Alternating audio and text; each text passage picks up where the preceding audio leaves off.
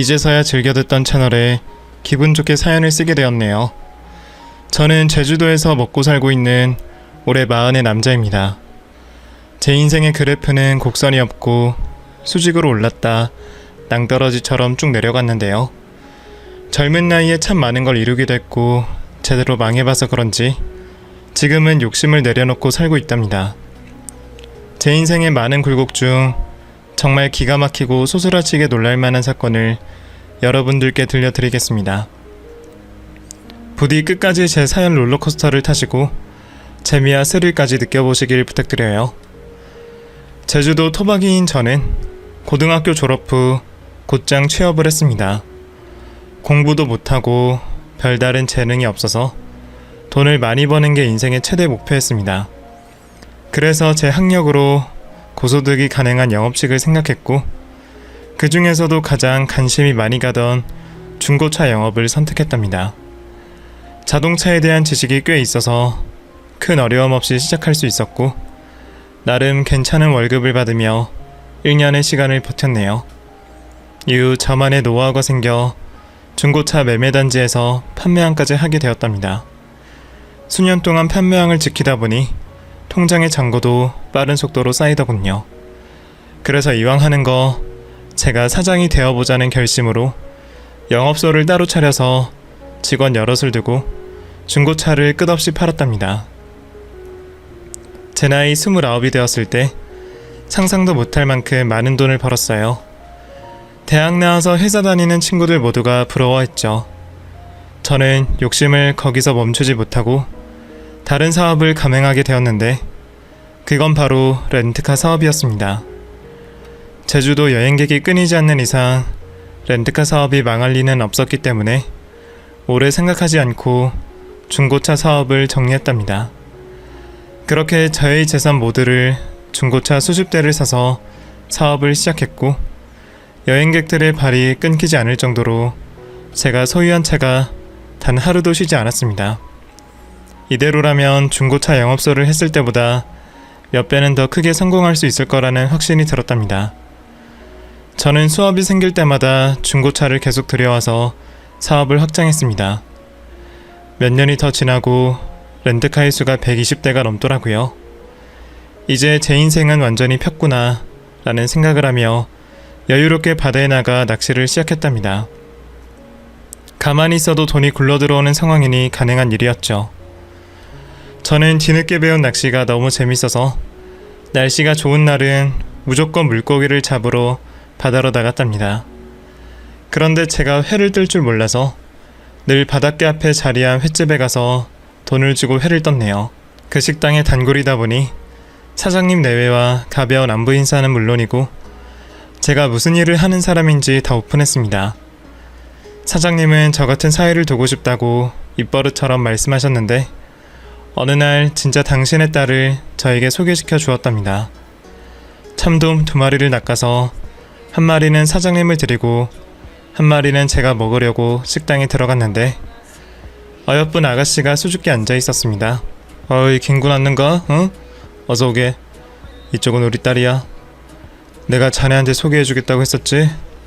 서울에서 일하는데 모처럼 제주도에 내려와서 불렀네. 아 사장님 따님이세요? 진짜 미인이시네요. 반갑습니다. 네 반가워요. 서울에서 일하느라 힘드시죠? 거긴 매일이 치열하다던데. 맞아요. 매일 전쟁 같은 날을 보내고 있어요. 지하철이 지옥철이라는 걸 실감하는 건 기본에다가 회사에서 상사들의 비위 맞춰가며 일하는 것도 힘들고 허구한 날 야근하는 것도 무진장 힘들어요. 취미생활은 꿈도 꾸지 못한다니까요. 다 때려치우고 좋은 남자 만나서 시집가고 싶은 심정이에요. 진짜 많이 힘드셨구나. 일단 제가 잡아온 참돔 같이 먹어요. 자연산이라 입에서 살살 녹을 겁니다. 그렇게 사장님의 딸과 갑작스러운 소개팅을 하게 되었고 재밌는 수다를 떨며 시간을 보냈습니다. 그런데 대화를 나눠보니 더 가깝게 지내고 싶은 욕심이 생겨서 사장님 내외가 보는 앞에서 만나보자고 이야기했습니다. 진우씨 진심이세요? 저 서울에 사는 건 아시죠? 우리가 만나려면 비행기를 타고 만나야 하는데 가능하겠어요? 영아씨, 얼마든지 가능합니다. 제가 매주 비행기 타고 날아갈게요. 좋아하는 사람 만나러 가는 건데 그 정도도 못하겠어요? 제가 은근슬쩍 좋아하기 시작했다는 말을 꺼내자 영아씨 얼굴이 발그레졌는데 그녀도 싫지 않은 내색이었답니다. 그렇게 사귀기로 하고 매주 금요일에 비행기를 타고 서울까지 가서 영아씨를 만났답니다. 2박 3일간 연애를 해야 해서 잘 곳이 없던 저는 영아씨 자취방에서 밤을 보내게 되었습니다. 젊은 남녀가 한 방에서 잠을 잤으니 말씀드리지 않아도 얼마나 뜨거웠는지 예상되시죠? 그래서 저희는 3개월 동안 무진장 깊은 사이가 되어버려서 하루도 떨어지기 싫은 연인이 되었답니다. 그래서 저는 영아씨에게 결혼해서 제주도에서 같이 살자고 청혼했습니다. 그녀 역시 저와 같은 마음이어서 쉽게 허락을 해주었고요. 그래서 결혼식까지 초고속으로 끝낸 저희는 부부가 되었고 제주도에서 삐까뻔쩍한 주택집을 신혼집으로 구했답니다. 처부모님이 되신 사장님 외에도 당신들의 딸이 서울에서 고생하지 않고 고향에 내려와 살림만 하고 지내는 것에 무척이나 기뻐하셨습니다. 사이를 잘 둬서 너무 좋다고 입에 침이 마르도록 칭찬을 해주셨죠. 아내는 살림만 하며 6개월의 시간을 보냈는데 나중에는 답답하다며 일을 시작하고 싶다고 하더라고요. 자기야, 자기 렌트카 사무실에 격리 직원 필요하지 않아? 격리 직원 있는데 왜? 아, 그래? 아니, 내가 서울에서 인사팀에서 일했잖아. 그래서 격리 일도 수월하게 잘할 수 있거든. 일은 시작하고 싶은데 목 같은 상사 만날까봐 걱정돼서 자기 회사에 들어갈까 했지. 아, 그랬어? 그럼 우리 렌트카 회사에 취직해. 격리가 1명 있는 것보다 2명 있는 게 좋지 않겠어? 정말? 그럼 나 취직한 거야? 와, 이제 나도 돈 번다. 으이그, 서울에서 일하는 게 싫어서 맨날 투정 부리더니 6개월 놀았다고 벌써 일하고 싶니? 그리고 매달 생활비를 500만원씩 주는데 꼭 돈을 직접 벌어야겠어? 여하튼 남편 회사 와서 일한다고 요령 피우면 안 된다. 걱정하지 마. 나도 그럴 생각 추워도 없거든. 또 전에 다니던 회사에서도 일 처리 하나는 완벽했다고. 그래서 아내는 제 회사에 들어와 격리사원으로 일하게 되었습니다. 기존에 있던 격리의 일을 절반으로 나눠서 일을 시켰더니 효율성이 올라가더라고요. 또 믿을만한 사람이 사무실에 앉아있으니 제 마음도 편안해졌답니다. 아내와 출퇴근도 같이 하고 항상 붙어있으니 더 좋더라고요. 결혼한 지 오래되었으면 싫을 수도 있겠지만 저희는 연애 3개월에 신혼 1년차 부부여서 늘 새내기 커플처럼 손을 잡고 다녔답니다. 그렇게 모든 게 완벽한데 다른 격리사원이 저에게 할 말이 있다며 대표실로 들어왔습니다. 이야기의 주제는 아니었습니다. 사장님, 지출 내역을 줘야 하는데 이상한 점이 있어서요. 이상한 점이요? 아, 네. 영아씨가 맡고 있는 렌트카 정비 내역서를 보니까 터무니없이 많이 들어갔습니다. 지금까지 이 정도의 돈이 나간 적이 한 번도 없어서 말씀드리는 거예요. 좀 봅시다. 격리 직원 말대로 아내가 정리한 문서는 조금 문제가 있어 보였습니다. 수리 내역과 잡다한 지출의 금액이 크게 잡혀 있더라고요. 카센터에서 넘어온 영수증과 분명한 차이가 있었죠. 사업하는 저로서는 아내를 추궁하고 바로 잡아야 했지만 남편으로서는 눈 감고 넘어가 주는 게 좋겠다는 생각이 들었죠. 아, 이거 저도 알고 있는 겁니다. 아무래도 차가 오래되다 보니 들어가는 부품이 장난 아니더라고요. 영수증보다 높게 잡혀 있는 건 카센터에 대금을 제 돈으로 메꿔서 그런 거니까 신경 쓰지 않아도 됩니다. 아, 그래요? 그럼 제가 괜한 말씀을 드렸군요. 아니에요. 충분히 그럴 수 있습니다. 어쨌든 말씀 감사해요. 그렇게 아내가 삥땅 치는 걸 눈 감아주고 넘겨버렸습니다. 큰 돈도 아니고 다음엔 이러지 않겠지라는 생각을 했죠. 한편 처부모님이 아내를 빼고 저를 가끔 불렀습니다. 무슨 일인지 나가보면 꼭 돈 이야기더라고요. 김서방, 이번에 자네 처남이 장사를 하고 싶다는데 좀 도와줄 수 있겠나? 많이는 아니어도 조금은 도와줄 수 있지? 장모님, 처남이 장사를 한다고요? 멀쩡한 회사를 때려치운 건가요? 거긴 월급도 적고 비전이 없는 것 같대. 프랜차이즈로 피자집을 차리고 싶다더라. 제가 얼마나 도와줘야 되죠? 큰 거 2장만 해줘. 2억이요? 장모님, 그 돈이면 아예 제가 피자집을 차려주는 거나 다름없잖아요. 에이, 자네 능력 정도면 그 정도는 쉽게 마련할 수 있잖아. 그리고 자네도 알다시피 우리한테 재산이 있나 뭐가 있나. 믿을 건 김서방 자네뿐이라고. 돈을 잘 벌어도 안 좋은 점이 있더군요. 시시때때로 수백만 원을 받아가는 처부모님의 장사한다고 겁먹던 처남까지 제 돈을 수차례 받아갔답니다. 거기에다 매달 처부모님의 용돈까지 갖다 바쳐야 했으니 처가 식구들을 만나는 게 무척이나 겁이 났습니다.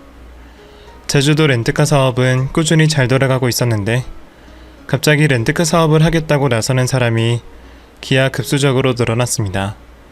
제주도를 떠올리면 렌트카 사업이라고 판단할 만큼 많은 사람들이 도전장을 내밀었습니다. 결국 렌트카 사업은 나눠먹기식으로 변질되어 버렸고 그 많던 고객들이 5,000원이라도 싼 차를 렌트하러 다른 사업장을 찾아갔네요. 매출은 급감했고 주차장에서 놀고 있는 차들이 즐비했죠. 이걸 어떻게 헤쳐나가야 하나 몇 달을 고민해봤는데 렌트 비용을 낮춘다고 해서 달라질 것으로 판단되지 않았답니다. 그렇게 고심하고 있는데 아내가 다른 돌파구가 있다며 말하더군요. 자기야, 우리 렌트카 사업 접어버리고 초콜릿 사업하는 게 어때? 초콜릿? 내가 하는 사업하고 너무 다른 사업이라 황당한데? 에이, 사업의 종목이 뭐가 중요해? 뭐가 더 많은 이윤을 남기는지가 중요한 거지. 요즘 제주도에서 초콜릿 사업이 시작한 거 알지? 그런데 문제가 뭔지 알아? 가격이 비싸다는 거야. 우리가 공장을 매입해서 기계 가동해서 직접 초콜릿을 찍어내면 어떻겠어? 판매 가격이 저렴하고 남는 것도 많을 거라고. 1년 정도는 홍보한다 생각하고 이유는 내후년부터 바라보면 좋을 것 같아. 자기 말은 이해가 되는데 초콜릿이 잘 될까? 유행처럼 지나가는 거면 어떡해? 그렇지 않아. 조금 더 시간이 지나면 제주도 한라봉보다 초콜릿을 더 많이 기억하는 날이 올 거라고. 그 당시에는 초콜릿이 유행하긴 했지만 지금처럼 돗자리 깔고 파는 시대는 아니었습니다. 고급 상자에 포장해서 비싼 값에 팔리던 시기였죠. 아내의 말을 들어보니 지금 하는 렌트카 사업이 언젠간 망할 것 같아서 마음을 초콜릿 쪽으로 기울였답니다. 몇 달 뒤 최종 결심을 하게 된 저는 아내와 공장부터 알아보았습니다. 공장 임대료는 그닥 비싸진 않았는데 초콜릿 만드는 기계가 너무 비싸서 마음의 곤욕을 치르게 되었죠. 또 사무실과 판매점까지 마련해야 해서 저의 전 재산을 초콜릿에 불태워버렸답니다. 이게 망하면 제 인생은 그대로 낭떠러지의 선꼴이 될 거였죠.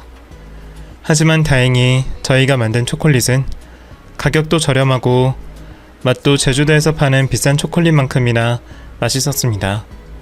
관광객들의 입소문을 타며 줄을 서서 사는 초콜릿 가게가 되었죠. 저와 아내는 욕심을 더 내서 제주도에 있는 마트와 관광지 앞에 유통을 시켜서 엄청난 매출을 내기 시작했답니다. 와, 자기야, 우리 이번 달 매출이 3천이야.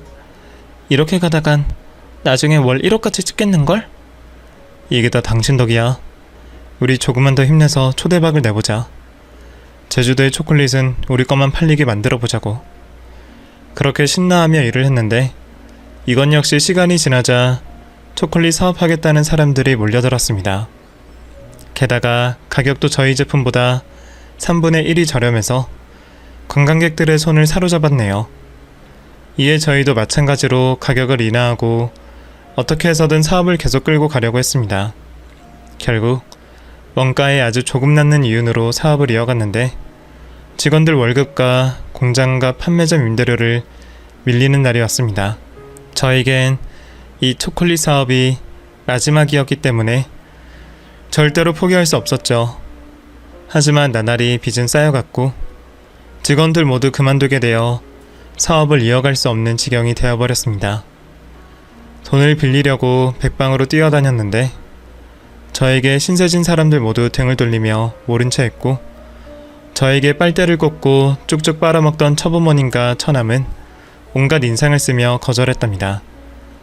결국 돈을 구하지 못한 저는 눈물을 머금고 폐업을 결정해야만 했네요. 폐업을 했는데도 남아있는 빚이 1억이 넘었답니다. 모든 걸 잃다 못해 지하로 빠져버린 저는 죽고 싶은 심정이었습니다. 그런데 엎친 데 덮친 격으로 아내가 충격적인 말을 건넸습니다. 자기 이제 완전히 망했네. 우리 그만 이혼하자. 뭐라고? 이혼? 이혼. 이제 쥐뿔도 없는데 내가 계속 당신 옆에 붙어있을 이유가 없잖아. 당신 너무하는 거 아니야? 초콜릿 사업은 당신이 하자고 했잖아. 내가 망한 게 아니라 우리가 같이 망한 거라고. 게다가 돈이 없으니까 바로 날 쳐버리겠다는 건 너무한 거 아니야? 내가 당신한테 이것밖에 안 되는 사람이었어? 그 정도밖에 안 되는 인간이야. 애초에 돈 많고 잘난 놈이어서 결혼한 거라고. 그리고 난 사업을 추천만 했고 결정은 당신이 한 거잖아. 당신 능력이 딸려서 망한 걸 나까지 붙잡고 늘어지지 마. 추해. 또 빚쟁이들이 나한테까지 돈 달라고 하는 날이 오면 어찌할 거야? 난 그 꼴은 못 당하니까 이혼하고 혼자 빚 갚으면서 살아. 위자료는 당신이 알거지이니 받을 것도 없겠지?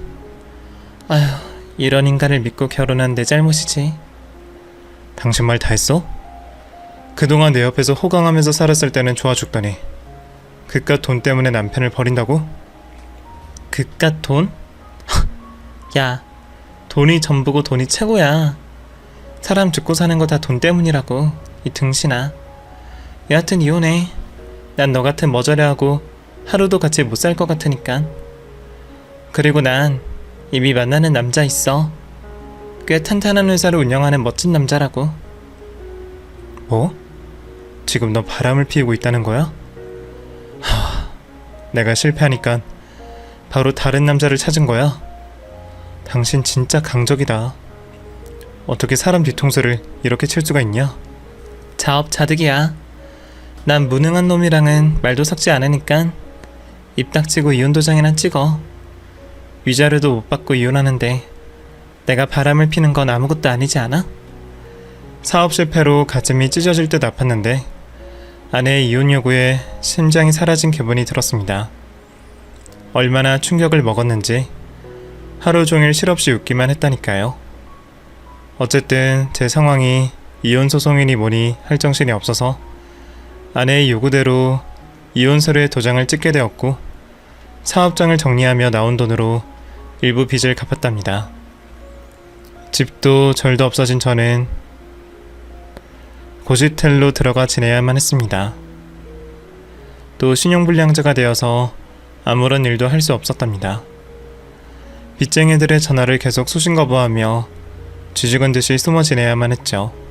제게는 꿈도 꾸지 않고 남아있는 빚을 어떻게 충당해야 하는지 고민을 거듭했답니다. 고시원에서 2달이 지나자 더는 한 푼의 돈이 없어서 큰 문제였습니다. 굶는 건 괜찮았는데 당장 고시원비를 내지 않으면 쫓겨나서 노숙을 할 판이었죠. 신용불량자인 제가 할 수 있는 일을 찾아봤지만 아무것도 없었습니다. 그래서 지푸라기 잡는 심정으로 고시원 주인에게 찾아가 부탁을 했습니다. 저 사장님, 다음 달 고시원비가 없어서 그러는데 여기서 일을 해서 충당하면 안 될까요? 제가 사업하다 망해서 신용불량의 빚쟁이들에게 쫓기는 신세여서요. 매일 청소하고 허드렛 일 다 할 수 있습니다. 고시원 주인은 중년의 여자였는데 항상 세련된 복장으로 가끔씩 들렀습니다.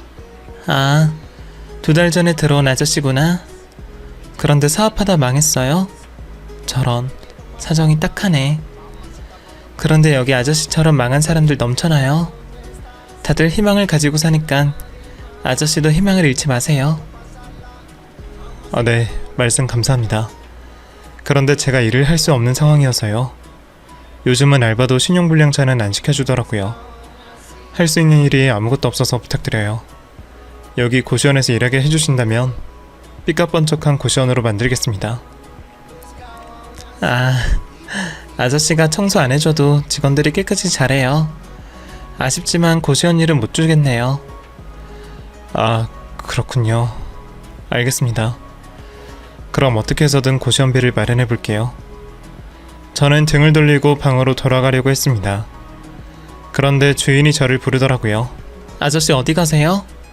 한국말은 끝까지 들어봐야지. 아저씨 돈 벌고 싶지 않으세요? 네? 아니요, 돈 벌고 싶습니다. 무슨 일이든 지켜만 주시면 최선을 다하겠습니다.